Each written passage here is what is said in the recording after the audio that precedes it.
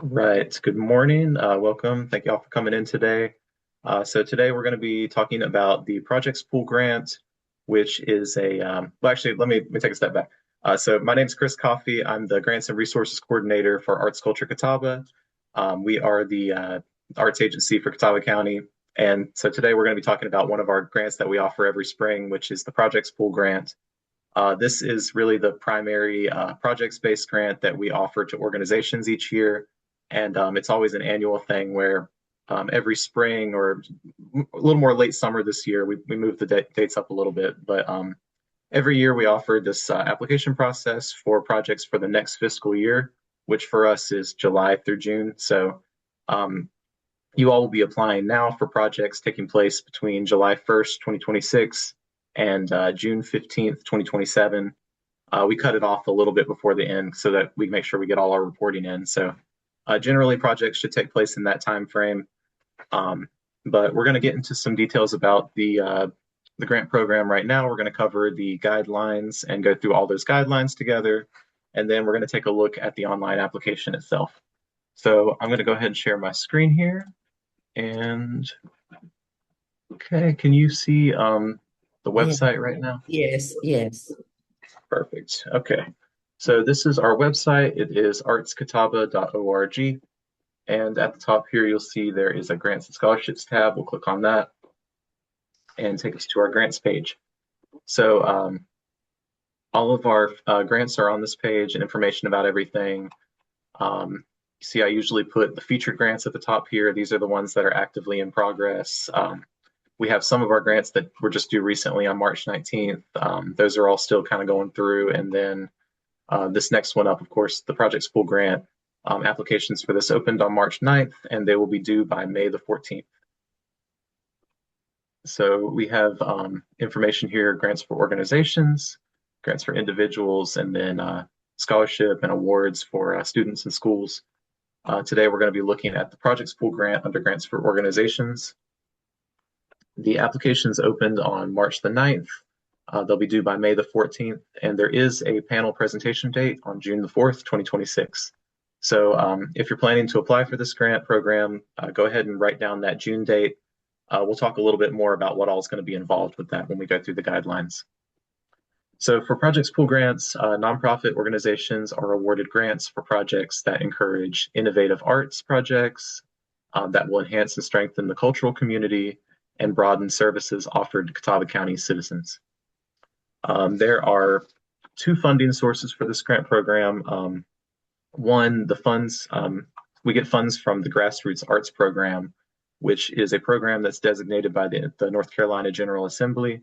It gets distributed through the NC Arts Council, which then distributes it out to all the county agents.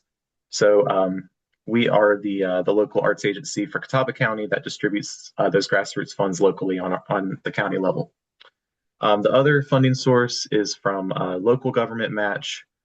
Each year we request funds from a lot of our local government sources, including Catawba County, Town of Catawba, City of Claremont, City of Conover, City of Hickory, Town of Maiden, and City of Newton. So between those two sources, that's how we get this Projects Pool funded. All right, so go down here and we got our links. Here's the registration for today's webinar. I'll take that down after this. And we have the guidelines for this year and then the application form for this year. I also just screen captured the application if you just want to have it for reference or if you need to send the information to someone. It's all just captured in a PDF here.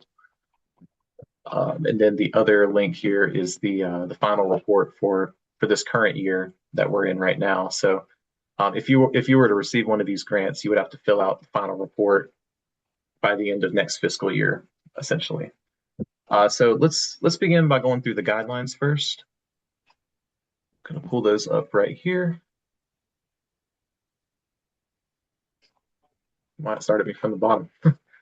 Okay, so I think this kind of restates what I was just saying earlier. Arts Culture Catawba awards Projects Pool grants to nonprofit organizations. They're made available by the North Carolina General Assembly through the Grassroots Arts Program. And those allocations are based on population figures. In Catawba County, we are the designated county partner, nominated by Catawba County Commissioners, approved by the NC Arts Council. The additional funds for this program come from local government sources, from the county and the municipalities. And the goals of this program are to enhance and strengthen the cultural community and broaden the services offered to Catawba County citizens. Once again, applications must be submitted via the online application form on our website by 5 p.m. on Thursday, May the 14th, 2026. And applicants should be prepared to appear before the Project Spool grant panel on Thursday, June 4th, 2026. Okay, so and I think we'll talk a little more about this in a second, but I'll just say for the panel, usually when all the applications come in on May 14th, that's when I'll see who all has applied, and based on how many people we have, I'll make some kind of a schedule, and I'll email everyone individually about your times for the panel date on June 4th. The times generally run from 9 in the morning, and then just depending on how many applicants we get, it could run into the afternoon, early afternoon probably. And that panel, it's really an opportunity for well, it's a few things. One, the selection committee will be reviewing everyone's applications in the weeks leading up to that panel date. But then this would be the opportunity for them to ask any questions that weren't explained in the application, or if they need any additional information to make their decisions. This is why we do the in-person panels on that day. It also gives you an opportunity as an applicant to explain things that, well, to really pitch your project to them essentially, and to maybe provide some information that couldn't be stated as well in written form. So let's get into the guidelines. So we'll start with who can apply. Organizations must have a 501c3 federal tax exempt status. The applicant need not have a mission that is primarily cultural or artistic. If a nonprofit organization does not yet have a 501c3 status and wishes to apply, they should secure a fiscal agent from another organization with the status. They essentially there, if you're any kind of nonprofit organization, especially like the more traditional nonprofits, sometimes we have municipalities apply, universities, sometimes schools. Those are okay. Really anything that's not privately owned or corporate structure, anything that's based in a nonprofit way like that. So organizations must have been active 1 year prior to making an application and be governed by a representative board. Colleges, universities, community colleges, technical institutes may apply if the project will be community-based, will generate area-wide cultural involvement, and will not be an internal program. So for the schools that are applying for this program, internal is kind of the key word there. We don't want internal school-based programs. It needs to be something that is public-facing, that's open to the public, that's involving the wider community and not just your own students. So that's really the key if you're applying as a school. Organizations outside of Catawba County may apply if the project takes place in Catawba County. And then individual artists are not eligible to apply for Project Spool. Grantees may contract with individual artists whose services fall within the scope of the project. So really all that's saying is we can't give the funds directly to artists, individual artists. We can only give these funds to organizations, nonprofit organizations. And then if a nonprofit's process involves hiring an artist for their project, then the funds can go to the artist, but it has to go through the organization first. Okay, and then lastly here, this lays out the funding priorities. This is just good information to know about where the committee's priorities are going to lie when they're going through these applications. Priority for funding is first given to qualified arts, science, and history organizations such as theaters, symphonies, galleries, arts guilds, choral societies, dance companies, folk art societies, writers groups, arts festivals, among others. The second priority is for arts learning and arts and education programs conducted by qualified artists. The third priority includes community, civic, municipal organizations that provide quality programs and experiences conducted by qualified artists for the greater community. So those are the three main funding priorities there. And I think I covered everything that I wanted to say for that section. Oh, and I think we got Willie just popped in. I'll go ahead and let him in. Okay, so next we're on to funding. So grassroots funds must be matched dollar for dollar with cash raised locally and spent on the same project during the same fiscal year for which funding is requested. Matching funds do not need to be in hand at the time of the application, but can be anticipated. Um, so let me just break down this part right here for a second. We do require a one-to-one match for this, meaning that however much, whatever your grant request is, you have to have at least that amount also in it from another funding source for the same project. So for example, if you're applying for a $5,000 grant from us, you need to have $5,000 from some other funding source also budgeted into your project. Now, since we're applying, we're in the spring right now for the next fiscal year, we do allow the funding sources to be anticipated rather than confirmed. So if as long as you have some kind of plan for how you're planning, like let's say you're applying now for a project taking place, well into next year, um, you just need to have some kind of plan for how the project is going to be funded, whether some acceptable sources of funding could be like other sponsorships that you're like anticipated sponsorships that you're planning to ask about, other grants that you're planning to apply for. It could also be from your own budget. Typically we call that applicant cash. So if you're planning to put up money from the organization just to fund the project internally, that can also be used as a match. Um, In-kind contributions cannot be used as a match, but you can put them into your budget just as supplemental evidence of support. And we're going to get into, when we do the application together, we'll get into the project budget and maybe we'll look at that again. So we'll get back into this in a minute. So an organization may submit 2 applications per granting period. And however, they can apply for a maximum of 10,000 per year. So this situation doesn't happen too often, but sometimes maybe in the first round, we don't award everything, all of our funds, and we have a need for a second round of funding. That may be a situation where you might apply for 2 applications. If you would receive 5,000 on that first round, you could still come back and apply for another 5,000 if we were to hold another round. But it's a pretty that situation doesn't happen very often. So no project pool funds may be used to match another grant from the North Carolina Arts Council. In addition, the same matching funds may not be used for more than one project pool or Arts Culture Catawba grant. And that's coming from the state fund. Since this grant program is funded by the Grassroots Arts Program, that's one of their stipulations is they don't want to be double dipping with projects. So if there's already another NC Arts Council grant that's funding this project, then you shouldn't really apply for a project pool grant. And then same goes with us. If you receive a project pool grant from us for your project, then you shouldn't apply for any of our other grant programs for the same project. Funds may not be used for deficit funding. Funds may not be used for permanent personnel, capital expenditures, such as construction or renovation of facilities, logo development, cash awards, food and beverage for entertaining, tuition for academic studies, or fundraising events. So those are just some specific things that are not really allowable with this program.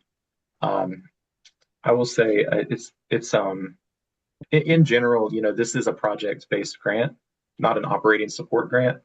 So you just want to be careful that whatever you're applying to is tied to a specific project, and by project, I mean something that's, it could either be like an event or some kind of program that you offer. But if you're applying for a program, you still need to put time constraints in with your project. Like let's say you could apply for a year of funding for a program that you offer, but it has to be specific to that program.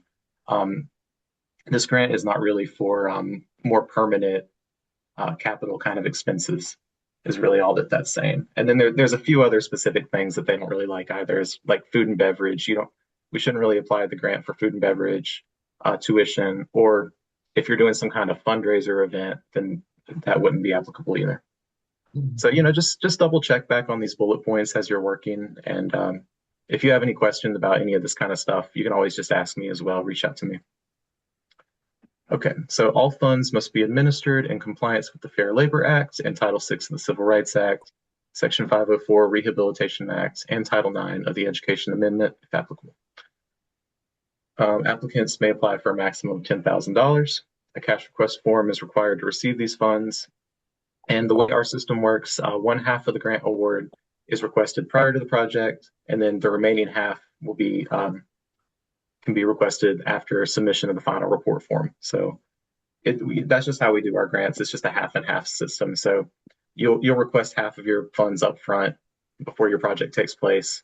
Then after your project's completed and you submit your final report form, then we'll release the other half of the funds. Okay, so that is everything for funding. Double check my notes, make sure I covered all that. Yep, we're good. Okay, so next up, let's talk about the application process. We're about to go through a whole application together, so we'll breeze through this part, but applicants must submit a completed application form through the link on our website. After submitting, you'll receive a response indicating your application has been received and is complete. If you do not receive such a reply, please contact me at grants@artscatawba.org to ensure the application has been received.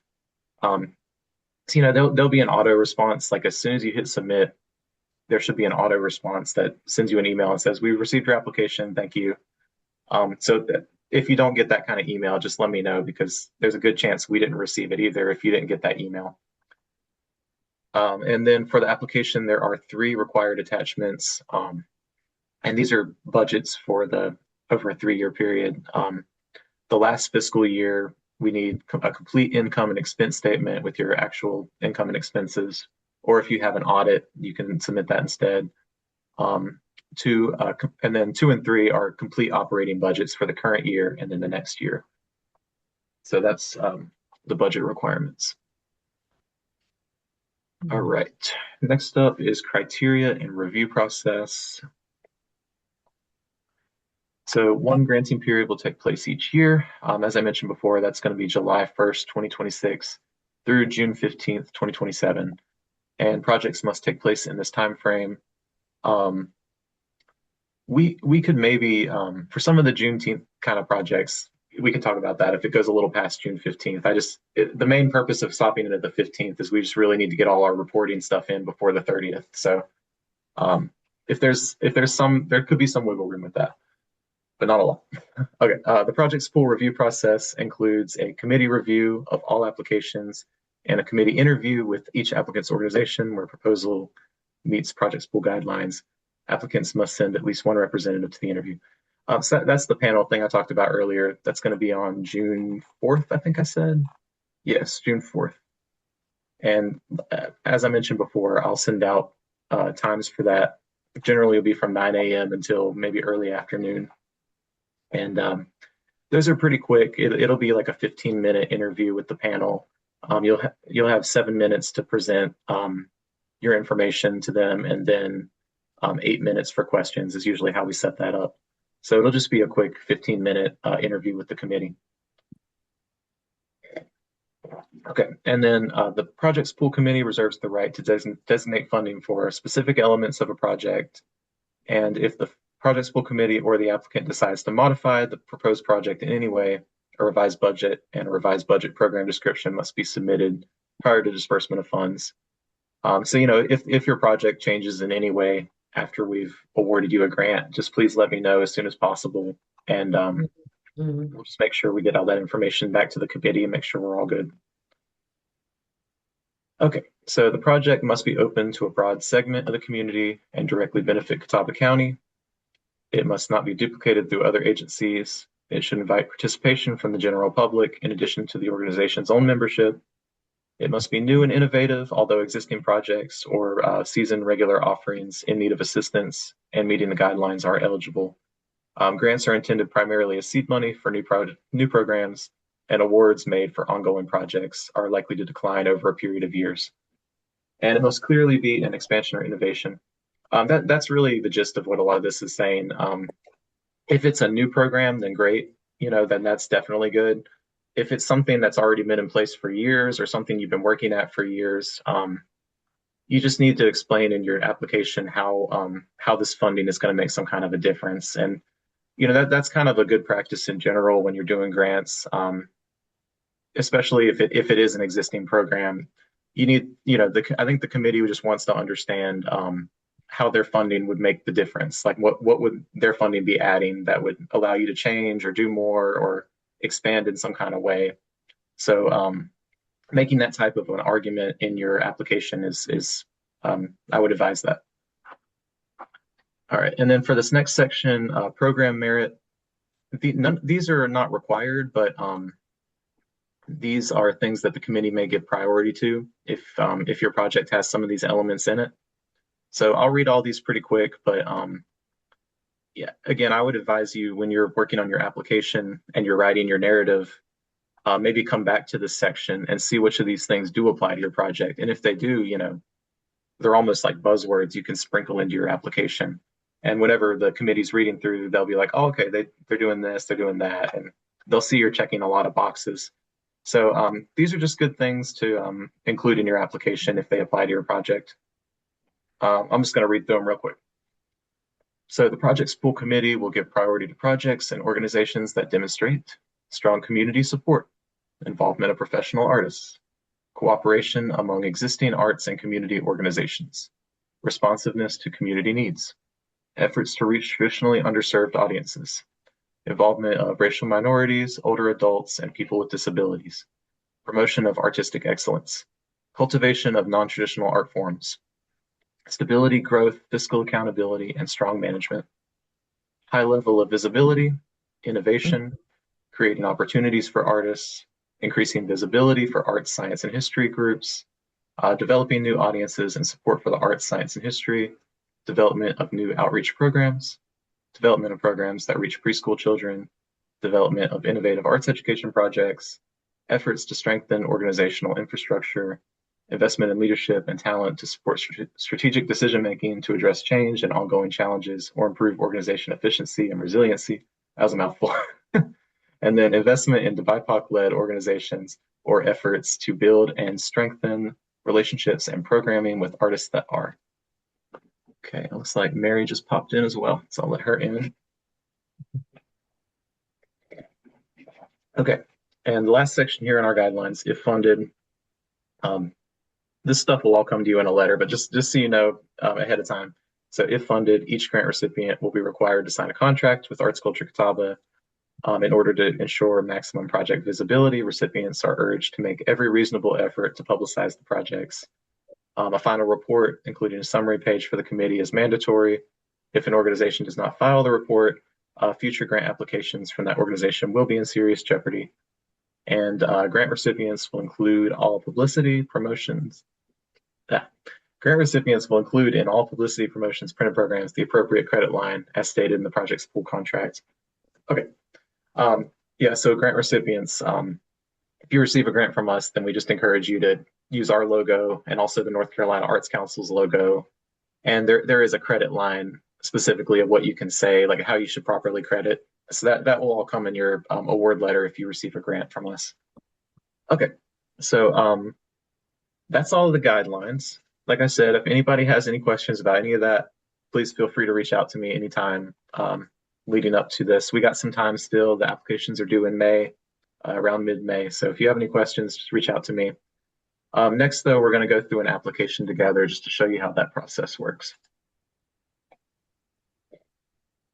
Okay, so this is what our grant portal looks like, or I guess our grant form looks like.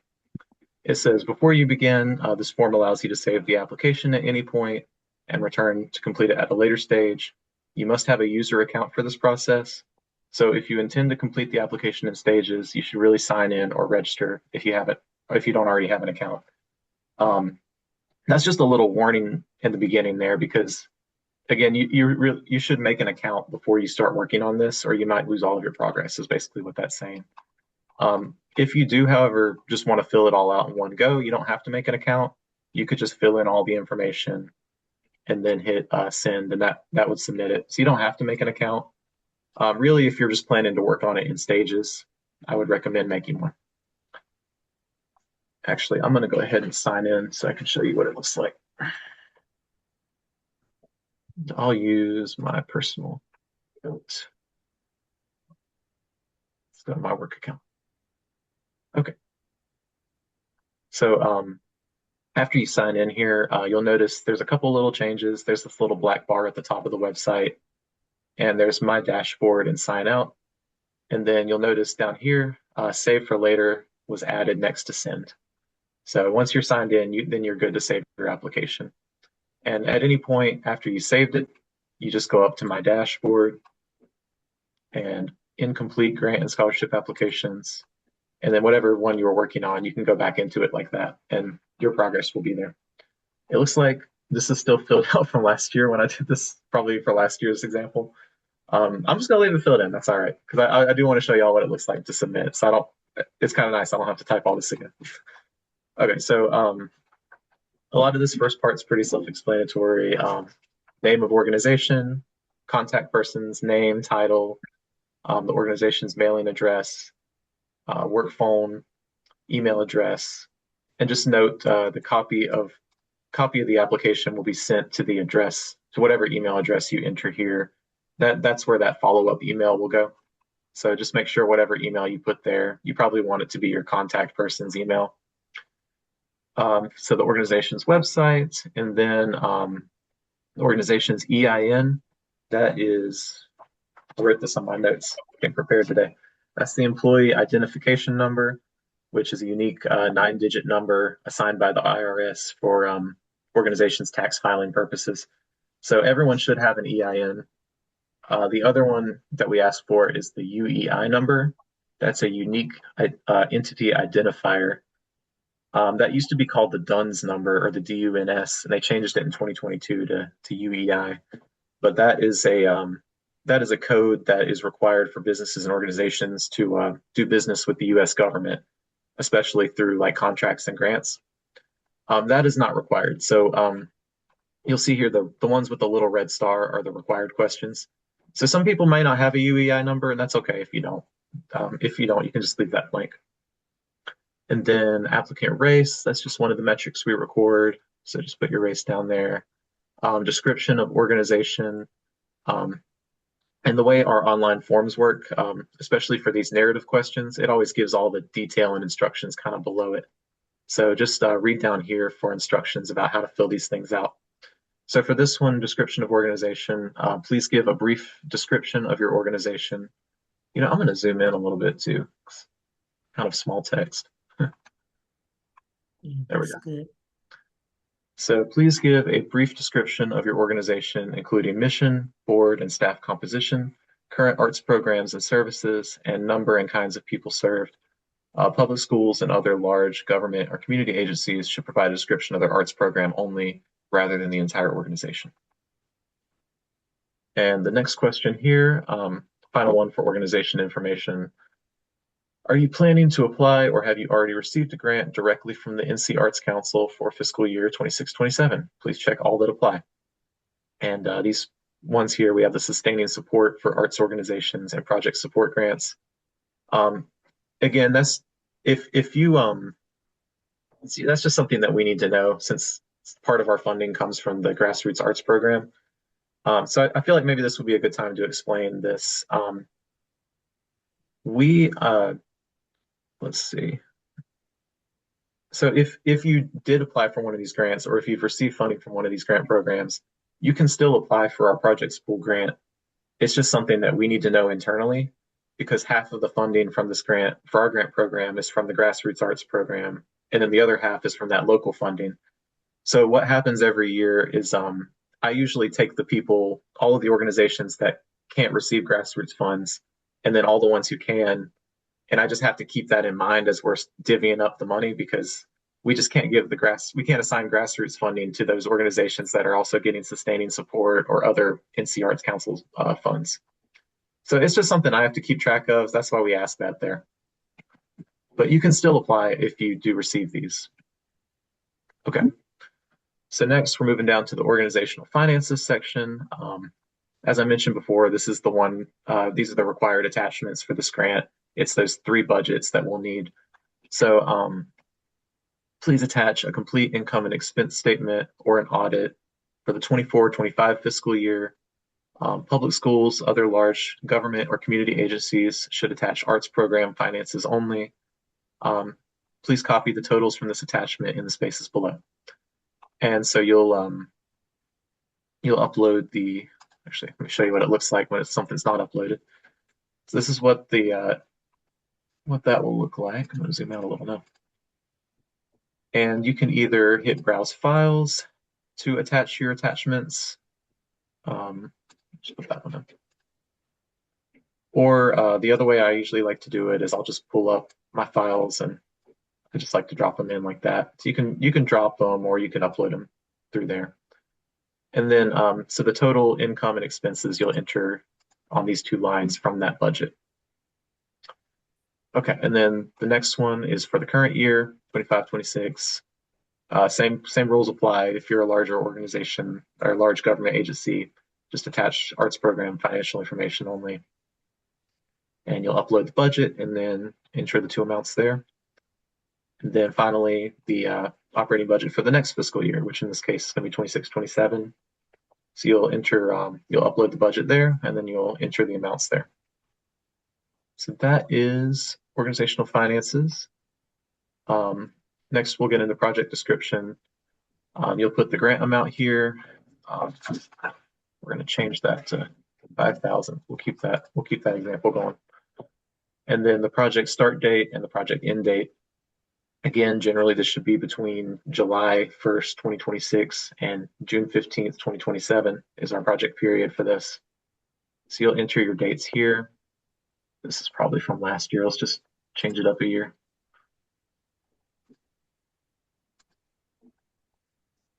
Go through that. Actually, we can't do this here. Let's actually make this in compliance. Okay, so we'll start in July when we can actually start beginning to fund things. There we go. Okay, so next up, project narrative. This is where you'll do the bulk of your writing for this application. There's a couple of questions where they ask specific information.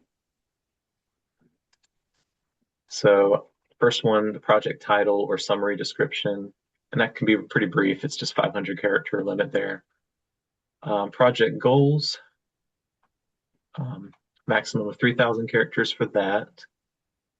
Description of intended participants / audience, including estimated numbers, racial and cultural composition. You can enter that information. Excuse me. Enter that information there. Number 4, the location where the project will take place, which that could be real short. And then the description of project activities. Then we ask the description of the artist involved in the project, how and why they were chosen, and the rate of payment for their services. And as it says here, if you have not selected the artist yet, just describe the kind of artist you intend to involve and how you're going to select them. Talk about your selection process there. And then the description of how the project will be publicized and promoted to reach intended participants, just a little bit about your marketing strategy there for it. And then how you'll evaluate the project at the end, whether you're going to do surveys or talkbacks or however you're going to get information about how the project went at the end. Okay, so next we'll move into the project budget section. Oh, and actually, I made a note to say this. I always advise for every single grant, over and over, every single time, I always recommend, please fill out these things in a different document, like get a Word document or use a Google Doc and save all of this stuff separately. I never advise people to work in an application for any kind of grant application because sometimes technology can just be weird and sometimes little glitches happen, things happen. So, you don't want to spend several hours writing all this and then just lose it all. Anything could happen. Our site's pretty good. The forms work well, but sometimes things happen. So I always just recommend people work on things outside of the forms in any grant they're applying for. Okay, so moving on to project budget. Please provide a projected budget for your proposed projects utilizing the format below. List all of the project expenses by the provided categories, breaking down which expenses will be funded by the grant in the first column and all other expenses in the second column. And just a reminder, a 1-to-1 match is required for this grant. So I'm going to do this. I'm going to fill in a new one. This thing was all pre-filled from earlier. So let's say, using that example from earlier, if you're applying for $5,000, um, let's say all of that would go towards hiring artists. Maybe you're paying a contract to like one band or two bands that it's completely, that it would cost around 5,000 for their contract. So you'll put the 5,000 under artistic contracts there under the grant side. And that's explaining what the grant is paying for. And then you'll put the other expenses for your project, all other expenses under the second column for your cash match. So, it would probably take some admin time to plan that project. You're going to have to hire a technical staff to come out and run the sound for it. You're going to have to pay some space rental for your venue. You're going to pay out some travel stipends to the artists. You're going to do a little bit in paid advertisements, and you'll talk about all these things in the narrative, like your marketing plan, how you're going to publicize and promote, and then down here is where you'll put the expenses in. And let's say there's some other things that don't meet these other categories. That's why we have this last one here for remaining project expenses. If that number is gigantic, they'll probably just ask you about it at the panel interview. That's part of the reason we do those interviews, is so they can ask about things that can't quite be explained in the application itself. But for here, we'll put another 1,000 in. So you see our totals here at the bottom for our grant amount. We're requesting that 5,000, and we do have the one-to-one match in place with expenses here. So we have 6,000 for other expenses, and our total budget for this project is going to be $11,000. So now as we get down into the next section, you're going to do the same thing, but with the income side of things, and just put all of your income into these pre-made categories. So for starters, the grant itself, I think it gets pre-filled. Yes, okay, it gets pre-filled from what you entered at the top. So our grant amount is $5,000, and we already have that here in our total. So what you're trying to do with this grant, with this application, is explain your plan to fund these things if you were awarded the funds. That's kind of the frame of reference to think about it as. So if you receive this grant, what are the other sources that's going to complete your match? A lot of it could just be internal. Maybe you're putting 2,000 up yourself, and you have some other sponsors you're anticipating. You can put them under private support. Maybe you have like a corporate foundation that's going to cover the rest of it. What would that be? 4,000? I think that gets us, yeah. So then you got your 11,000 like that. So it's just explaining how you're going to fund these. And I generally recommend. Actually, I even put it in here, must at least equal total cash expenses. You always want to explain how the income, what your plan is. Like I said, because when I mentioned earlier, the income sources do not need to be confirmed or at the time of this application, especially because it's such a far way away from when some of these projects might be taking place. So the income sources do not need to be confirmed. It just needs to be what you anticipate. What your plan is to fund the project. So that corporate support, you could have a plan for that, and you can write about that in your narrative above, about who you're specifically planning to ask funds for and why they would be a good partner for the project. Maybe you've already had some preliminary conversations with them, but that is how the budget section works. And I'm going to go back to expenses. I had a couple notes I wanted to mention before we get off of budget.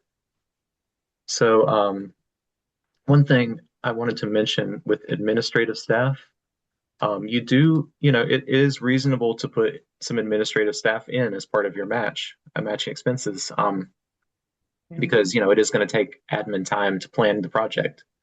But that kind of gets into the category of operating support, and this is really intended as a project support grant. So just as a general rule of thumb, for a lot of these types of applications, generally your admin time should not be more than 10% of the budget. And this just allows the project, your budget, to really reflect more of the project costs and not the operating costs, since again, this is a project-based grant, not an operating-based grant. So that's one thing I wanted to mention. That's just kind of a rule of thumb. It's not like a hard requirement in our guidelines or anything. Um, the other thing I wanted to mention for projects costs, I can just tell you guys from having worked with the committee the last couple of years, they love to support artists, artistic contracts, artistic staff. Um, these some of these other categories can be used for your grant amount. I mean, you could use some grant funds for marketing, for travel, space rental, all these things. But generally, they really like when the funds are paying artists. So that's if you can put any of your artist related funds into this specific grant request, that's usually preferred. Okay, I think that was everything I wanted to say for that. So that really gets us to the end here. You get to the certification part at the bottom here. You'll type your name of the authorizing official for the organization, your title, and then a signature type name indicates acceptance of terms. So you'll just type your name out for the signature there. And that's agreeing to this statement here that we understand that failure to respond to any of the above items may adversely affect the consideration of the application. We certify we're committed to the completion of the proposed project in compliance with legal requirements and granting procedures. We certify the information contained in this application, including attachments and supporting materials, is true and correct to the best of our knowledge. So you'll sign and date there, and then click the little I'm not a robot. And at that point, you can submit. So, or if you want, you can save it first.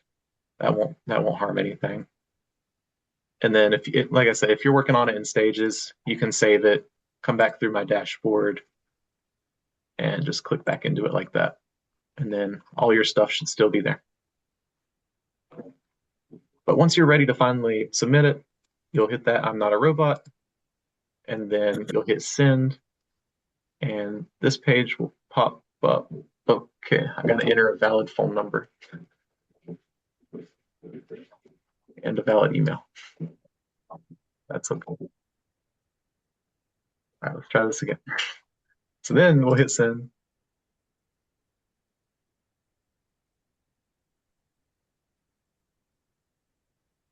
Oh, I got to do the robot thing again. Sorry. Yeah, if you have valid information entered through here, it'll work. Sorry, that was just my laziness. Okay, I think I got everything now. So we'll hit send. Yes, and then we get this page that says, "Thank you, your entry's been received." Um, I'm not going to pull up my email right now, but if we were to go into my email, I would receive an email that says, "Thank you, your entry's been received," and then in the body of the email there is all of the answers that you submitted. So all of your answers will pop up in that email, and I can send. Our system doesn't currently have a way to automatically send you a PDF of your application. That's something I'm actually working on. But for the time being, if you want a copy, like a PDF copy of your application, you can just shoot me an email and I can send that over to you pretty quickly. But I also tell people too, if you just want to save things quickly, you'll get that email with all of your answers in the body of your email. So you can just save your email as a PDF as well. That's something that I do a lot if I need to save some kind of correspondence with people. So you can go through your emails and just save it that way also, and that'll save all your answers. All right. I think I covered everything. So like I said, if y'all have any more questions for me, just reach out anytime. You can reach me at grants@artscatawba.org, or you can call our office phone, 828-324-4906. So yeah, if anyone has any questions, just let me know. Otherwise, y'all have a great day.